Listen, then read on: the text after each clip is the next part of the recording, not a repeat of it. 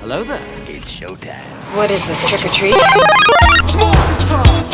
I do that? I'm Sailor Moon, the champion of justice. Daddy would have gotten us Uzis. The power is yours.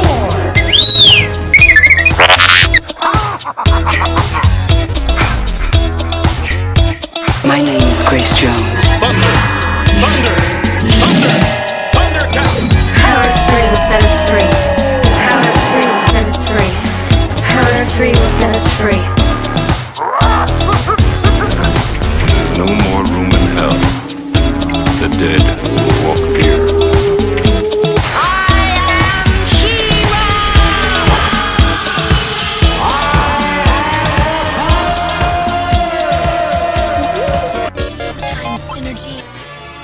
Hello, darling. It's me, Elvira, Mistress of the Dark, the sassy lassie with the classy chassis. Oh, thanks for bringing me into your home. Welcome, Radical Ones, to the Radical Retro Rewind Podcast. I am your host, as always, Radical Ryan Hunter, and I am joined by the movie geek himself, Rob. Hey, Ryan. Trying to give my best spooky impression because it is Halloween season, one of your favorite seasons as well. Yes, and I'm so excited that it's October. I always love talking spooky and horror movies during the month. So, yes, I'm excited for this season and also this month on your show. It's going to be great. We have two movies coming out at the end of the month that Rob has suggested. Yeah. Amazing. Okay, I know you haven't seen one of them, but you've seen Ernest, right? Oh, yes. Okay. We are doing Ernest, Scared, Stupid, which is a classic. I mean, good. Did you rent it at Blockbuster growing up as well? Is that where you found it? That's where I used to rent this continuously at Blockbuster. October, November, September.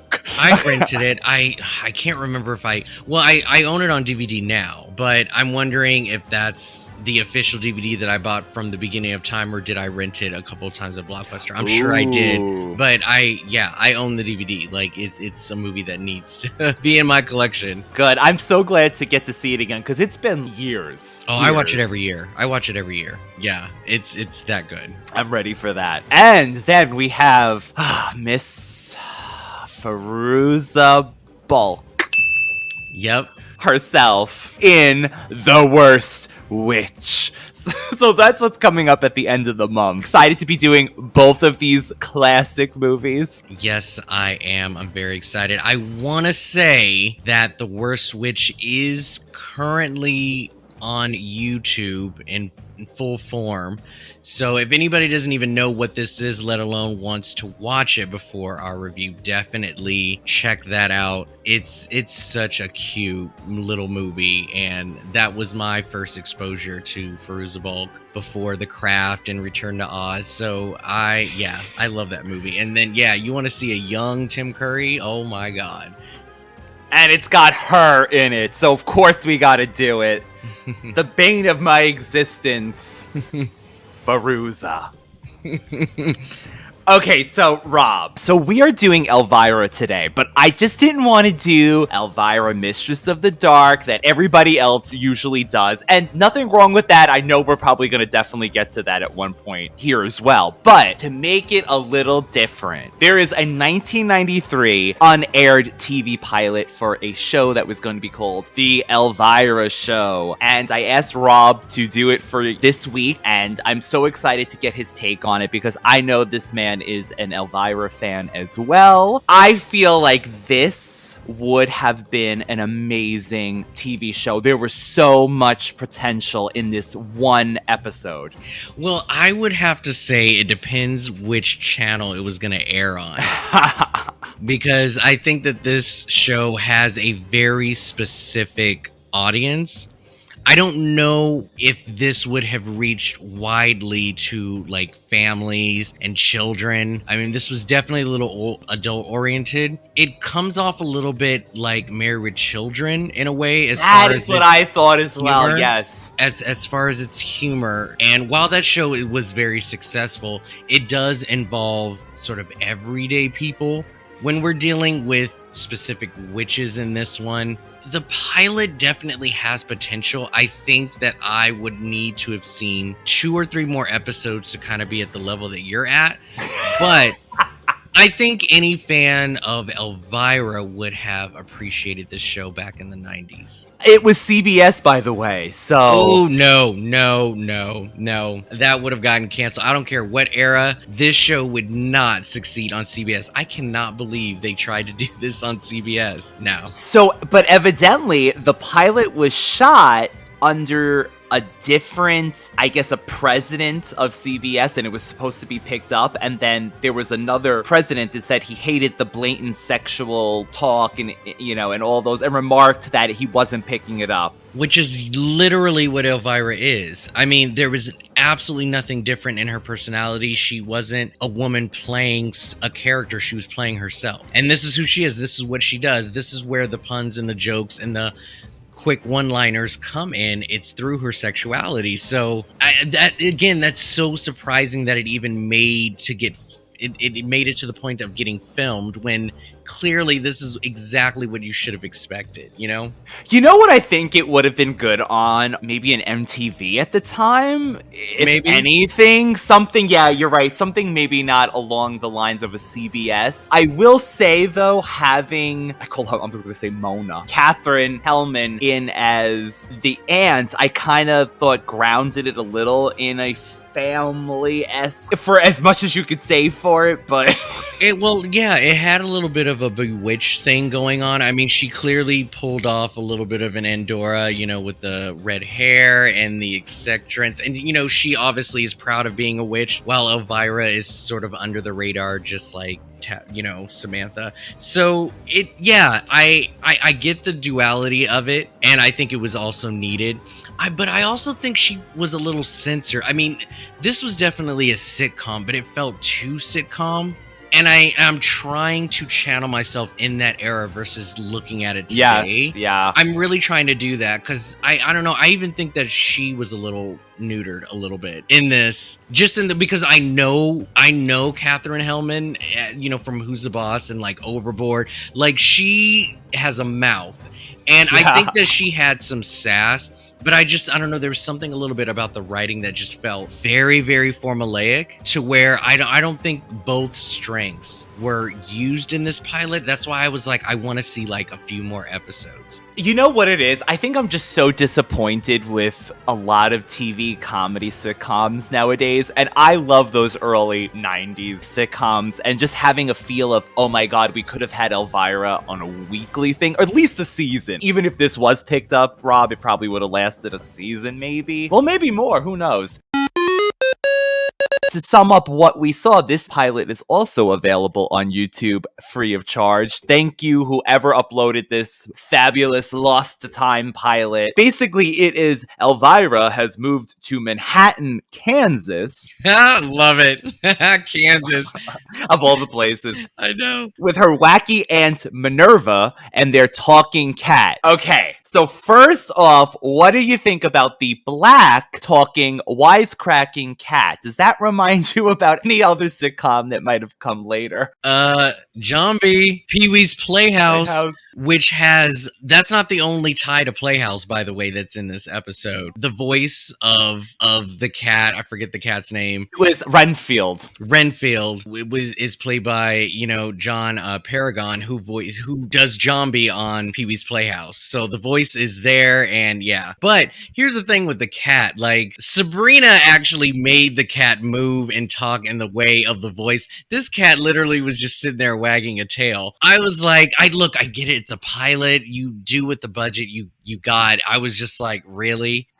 I did love that cat just sat on this set. It looked like it knew this house. It loved it. It was so relaxed. Like Rob said, it did nothing. It just sat there. But was it because it was supposed to be a witch thing? That due to budget reasons, I'm sure. But only witches could hear the cat. Well, break out the champagne and little frisky. That's enough out of you, you nasty old cat. Hey, you heard Renfield talk? Yes. So? Only a witch can hear animals' thoughts. Paige, you're one of us! Yeah, they put that in the plot that, you are definitely of witch descent or have powers if you can hear animals' thoughts. So the fact that she even said thoughts makes sense for the cat not moving its mouth.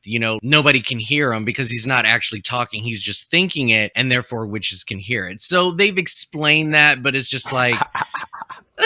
Rob needs a little more. He wants a little more oomph. I know, yeah. But that was Zombie. I thought that was really cool. That is really something. So the other tie-in is basically the woman that we see in the beginning when we get Elvira trying to...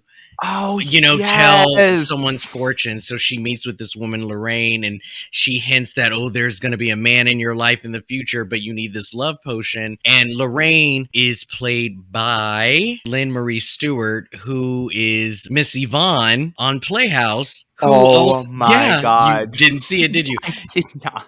And she also was in Pee-wee's Big Adventure. She had a cameo playing the nun on the Hollywood set. So, yeah, I mean, this had Pee-wee's Playhouse written all over it. I'm seeing something. Is it a man? Well, I'll be darned. It is. Do you know, Bill? No. How about Bob? No. Jack? No. Mike? No. You don't know anybody named Mike? No.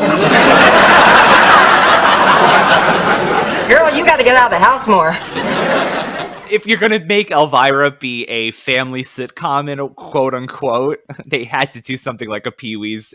I don't know. It just makes it work somehow. So Elvira is making money, we assume, by being a psychic. So there's this house that she and Aunt Minerva live in. Elvira is doing, I guess, psychic readings, making love potions. And I gotta say, though, there's a lot of one-liners in this thing, Rob, that is amazing to me. I feel like almost as if even Elvira was sitcom. The way they wrote her, or she wrote herself, was very sitcom-esque even for Elvira, which I kind of liked, though. It was like a mainstream Elvira, not that she's not mainstream. No, I get what you're saying. So I want to talk about the plot of the show and just get your sort of opinion about what you think about, because this TV show could have been about anything, but this is what they decided on. Pair of witches, Minerva and Elvira, and their pet cat. They welcome a long lost niece into their new Kansas home and also have to contend with a couple of overzealous cops. Basically, they get a new person in the house, basically a Marilyn, or she wants to be a Marilyn. Yes. I got Pee-wee Herman vibes. Speaking of that, by the way, Rob, to me, she looked like a female Paul Rubens. I haven't seen this actress before. This is Phoebe Augustine, and I love the fact that her name's Phoebe, and she was, playing Paige. She was playing a character named Paige. But yeah, so her father basically died. He didn't know that he had a child. Yeah, and so the mom basically told her about her, aunts, and basically was like, go stay with them while you're out of boarding school. And she just wants to be this normal kid, but there's a possibility that she also may be a witch as well. So what do you think about this specific idea? Was this something that you would have expected from the Elvira show, or do you think this kind of hits it on the nose? Not at all, and that's unexpectedly why I love it, I think. We're both big witch fans, and something about it, Rob, it's just so charming. A matter of fact, when the niece shows up, I think that is the biggest laugh in this whole show for me, Rob. She's in a schoolgirl uniform, but she looks like a Girl Scout. And it's a joke that they build on twice. Elvira, orders cookies, and then later the aunt orders cookies as well. But when Paige says, I'm your niece, and the way Elvira delivers this line, on my knees, not for no Girl Scout. The way she just says, I laughed, for multiple minutes. What do you want? My name is Paige Grayson. Yeah, so? I'm your niece. On my knees. I ain't getting on my knees for no Girl Scout. No. I'm your niece. Aunt Elvira. Minerva! I think only Elvira could get away with it. But yeah, plot-wise, I like it because by the end of this, we got the idea that Paige was going to explore her magic more. They were going to teach her things, maybe more shenanigans, at least setting up something decent. Plus the cops. Yeah, so I mean, for a sitcom, they definitely piled in a lot in this first episode because I guess the conflict was handled just like that. Like it was just all of a sudden it's over. The whole cast was there. Anybody who guest starred popped in at the end. Like it was like a pilot and then a finale all rolled up into one. Like let's just see how everybody else is doing. Which is not a bad thing. It was just a little, it was a lot. It didn't leave anything to like the mystery or whatever. So you just had to be like, what's going to happen next? I think the plot is okay. The niece, I wasn't a big fan of, but I think that's again due to the writing. So she's a sweet gal. And I think contrast to Elvira, there'll definitely be some clashes, but it'll be fun for them to play off one another. So I like the idea too. I don't know if it's like the best idea, but again, who am I to complain over a show that could have come out in the 90s or whatever. What I got out of this episode was just seeing Elvira more and just do what she does best, which is talk a lot of shit, right? And I think there is something in the delivery of her jokes and the way that she responds to things. And, she's kind of like this casual homegirl you just want to like hang out with. She doesn't necessarily see herself better than anyone else. And so, and again, it's just, I think anytime she sees like a beautiful man, she just turns it on immediately and just gets into that mode and she just knows how to flirt. I just like that. I just think she's funny when she is just being herself. So speaking of the man, it is a police detective we see. His name is Chip. There's multiple potato chip jokes, which to me sounds stupid on paper, but the way that Elvira delivers them, like, I bet you just can't eat one, Chip. You are? Chip Taylor. Oh, Chip, as in potato? Bet I can't eat just one. And I think there's definitely an audience for that. I just don't know if it's big enough to capture, especially the viewers from CBS. So, I mean, I get it. I get it. But what do you think about the whole police plot? Do you like this? Can't expose magic? Like a little show that we currently talk about every week on Charmed. I mean, this is a witch thing. You're persecuted. You're always worried that someone's going to do something to you. But I like that, like the don't expose magic part. I was like, okay, we're building onto this Charmed connection. We got Phoebe playing Paige. We got, don't expose magic. And then we have this woman who played on the first season of Charmed, who is Prue's boss. She plays the district attorney at the police department. I mean, they call her the district attorney. I don't know why she's doing at the police department. She was also on Sabrina in an episode I looked up, and Picket Fences. So there's Holly Marie Combs. So you got Holly Marie Combs. No, she's a great character actress. I see her all the time. She was even in Heroes. Always plays a bitchy character, I want to say. She has the bitch face for sure. So I think she fits that type of role better than others. This blonde wig was not doing it for her, but I love her for it. It was bad. It was a bad blonde wig, right? It was like Britney back in the day. But I think that this particular plot makes sense instead of just having some nosy neighbor trying to nosy neighbor trying to expose them for being witches or whatever. In the beginning, which is meant to be sort of like this intro gag to who Elvira is, she sells a customer a love potion, but the substance actually puts her in the hospital. She gets sick.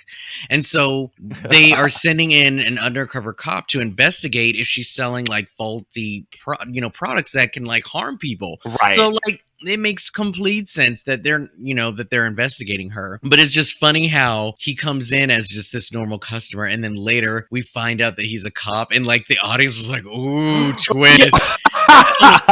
Well, I mean, it's not like I guessed that it was a twist, but I'm like, is it really like that's serious? Like, oh, he's a cop. Who cares?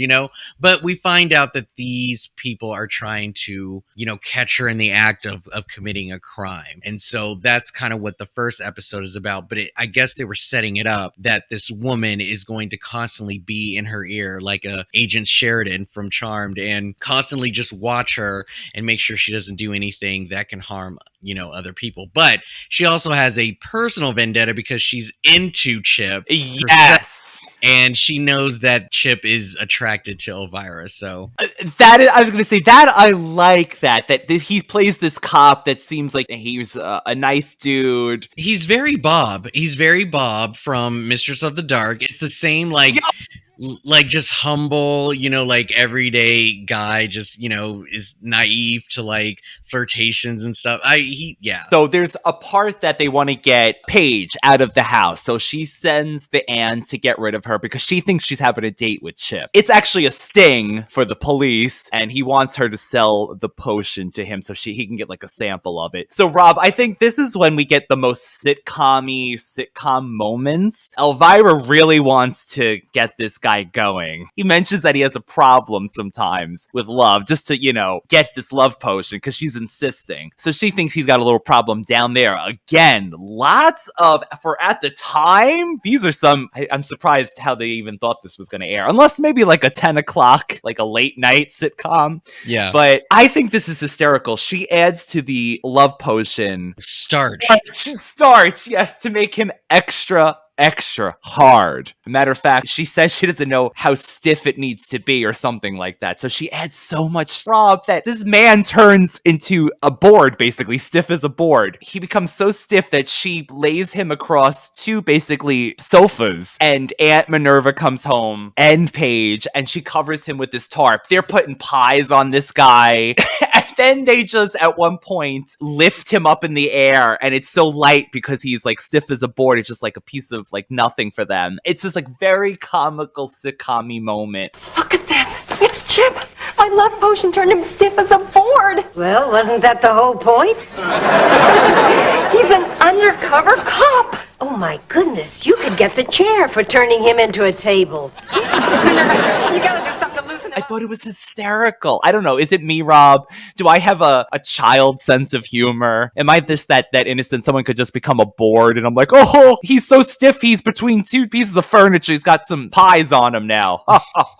You just have a way of connecting to that type of old school comedy. There's absolutely nothing wrong with that at all. I didn't laugh as much as you did, I'm assuming, but I did laugh out loud at some parts. There were some like creative lines and deliveries of some stuff in here. And a big thing that Elvira has that's very unique and signature to her is that she has, she has an ample chest. Like she just, her breasts are basically a very, pun intended, big asset to her. And there were a couple of scenes and lines that sort of like focused on that. And one of that is when she first brought Chip in and she immediately turns to the crystal ball to read his fortune. But in the crystal ball, her boobs are magnified to look even bigger in view of him. And he's just like, oh yeah, I can see that, whatever. And then towards the end of the episode, the woman comes in, the police woman, the district attorney, and she goes, "This is a bust," which is, 90s term for, like, we're busting you in a crime. She goes, "This is a bust." And then she goes, "Excuse me, no, this is a bust." And she, refers to her chest. And I just thought that was so funny. This is a bust. No, this is a bust. My biggest laugh, and I replayed this so many times because I just thought it was this is the kind of writing I wanted to see throughout the episode. I'm excited. This part right here was she is cleaning up to get ready for her date, and she has a broom in her hand, and she, tells the rug, lift up, and I guess with her powers, she lifted up the rug, and she tried to sweep all the dirt under there, which is already piling up as it is. So they like half-ass clean clean this house. But that's not even it. The rug slams itself on the ground, causing dust in her face. And so she starts coughing, but she's holding the broom and she kind of steps over it. So she's like standing, but she's on top of the broom. And so Minerva comes downstairs and she's like, "Are you going somewhere, dear?" Insinuating that she's about to ride her broom outside of the house. Oh, going somewhere, dear? I thought that was so funny because it's very witch related, and it's just casual for two witches to even speak in those terms. The setup is perfect. The setup was so good, and it did look like she was like on top of the broom about to ride it, and so she was like, "Oh, where are you going?" And that was so funny. That is the kind of stuff that I laugh at. I just thought that line was hilarious. What did you think also by Aunt Minerva? Her laugh in general, when she does that witch laugh, it's like, I guess her regular laugh, and she's trying to convey that she's not a witch to the niece, and then she's like, she just does this old school cackle. I don't know if I could take that more than just this one episode, but it was cute. Yep, before you know it, we'll have you flying around here in a pointy hat and a pointy bra. And this is the thing, this episode, it was a cute, nice idea and pilot. And when I watch TV shows, I never judge the pilot as a whole. I always give every TV show at least 3 episodes if I'm really invested in the actual plot of the show. The delivery can always be improved, and sometimes pilots are filmed a long time before they actually get greenlit and really get into what it is that they're trying to do, which sometimes will result in a lot of changes in location, style, tone. The pilot is just to give you a general idea of what we're going for, but not necessarily will it actually match what they're going to do after like a couple of rewrites or whatever. So like you can't judge a pilot just solely on that. And that's why I think, like you said, Ryan, this show did have a little bit of potential, but initially as a standalone, I don't think it was strong enough for CBS. People say this about a lot, Rob, but I feel like it almost is ahead of its time, not only with the language and where we've gotten to with, sexuality and things like that in pop culture, but even there's a point later on when the police bust is going down and they think they're going to be intact. Matter of fact, Aunt Minerva breaking the glass with a cane and saying, "You're not going to get me, coppers," or something like that was hysterical. Come and get me, you dirty coppers! Minerva, what is the matter with you? Nothing. I just always wanted to say that. She does this moment to the Supremes, Elvira. The Supremes are playing in the background, and she's doing this speech about, life and love. Like, it's so camp, and I think that's almost, again, ahead of its time. I think people would have loved that nowadays. All of a sudden, the Supremes start playing in the background, and Elvira is just doing a monologue about something. So, to that point, though, Rob, would you have liked this concept as a movie, just a one-off movie, maybe, with Elvira? I don't know. I mean, I think if they wanted to expand on the family tree from the first one, I think this would have been a nice sequel. But a standalone movie, I don't think so. That's just me. That's just me. What about you? I think I just want to see more of it. Oh, Rob. No, and I totally get it. I mean, I think Elvira is still funny to this day, and people still recognize her around spooky season, and she will always be that wisecracking witch that everybody loves. Any excuse to see her on screen is a joy. So, I mean, I totally get it, but I think that they could do stronger. I just think I want to see her more as well, in the lieu of she started with her roots commenting on movies as, the movie horror host-esque kind of thing. But beyond that, I like that we got the movie. Like, that's what I want to see. I want to see Elvira playing the character and not just hosting something. That's what I feel like I really miss with the character. Because we still get her till this day. Rob was just mentioning she has a special coming out. So I think what I wanted to see, or what I would think would be kind of funny, is just Elvira being sort of this modern witch, bringing magic into today to where, like, you can kind of excuse the whole personal gain thing and just see be a woman who has the power to kind of just write her own story and just take charge of whatever it is that she wants to do, but use it in a fun way. She just seems like someone like, I have all this magic in the world, but I'm going to use it to not only clean my house magically, but to half-ass do it at that.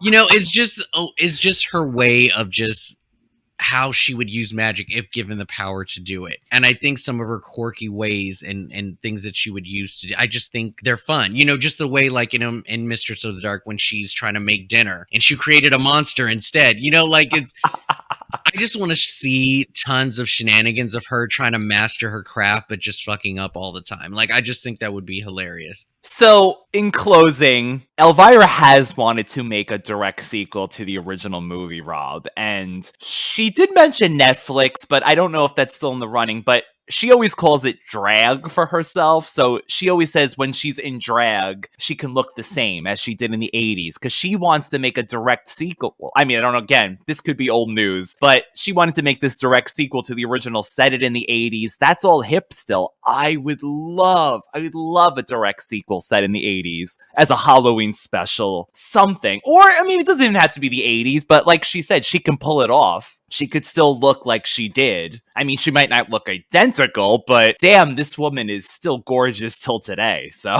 Yeah, and the special that Ryan mentioned earlier, so Shudder is a horror movie and TV app where you can watch anything and everything horror, but she is doing a 40th anniversary special where she'll be doing what she does best, which is commentary on films and just sort of giving her witty spin on anything that she watches. And the movies that she's going to do includes her very own Mistress of the Dark, but she's also doing House on Haunted Hill and The City of the Dead, as well as The Messiah of Evil. So this special already aired at the end of September. Anybody with Shudder will be able to watch this on demand. If you also have AMC Plus, you can also watch it too, because it's far as September 27th, I believe, is when it officially went on demand. So I haven't watched it yet, but I'm definitely going to check this out just to see what she has to say about her own movie, if anything. Oh, and if it's The City of the Dead that I'm thinking of, it's this black and white movie from 1960 that I actually really love because it's about this student who goes to Massachusetts to read about witches. So it's a witch movie as well. So I didn't know that. Oh my God, I'm really excited about that. I got to go back and watch that now. If it's the same City of the Dead, God knows there's probably a lot of City of the Deads around. I don't know why you don't have Shudder on your... You know, I really should, because I pay for some shit network that I don't even watch half the time, but... This was a little shorter this week, but you know what? We are back with a whole new season, all new episodes every week. The month is just beginning. As I always like to say, Rob, when you're not hanging out over here, where can the lovely people find you? Currently doing Brunch with the Hollowells, which is a Charmed original series recap podcast. We are currently in season 7 of 8 seasons, so definitely check that out. It's Brunch with the Hollowells on your favorite podcast app. And on Movie Geek and Proud, it's a bi-weekly movie podcast. And this month of October, we're reviewing the original Candyman, as well as the urban horror anthology Tales from the Hood. Yes. So definitely look out for that on Movie Geek and Proud on your favorite podcast app as well. Thank you, Rob. And you could always reach the Radical Retro Rewind podcast on Instagram, all one word, as well as the YouTubes. And we'll be back next week with an all-new spooky-themed episode, Radical Ones. As always, thank you so much for listening and tuning in. Stay scared. Until next time, unpleasant dreams.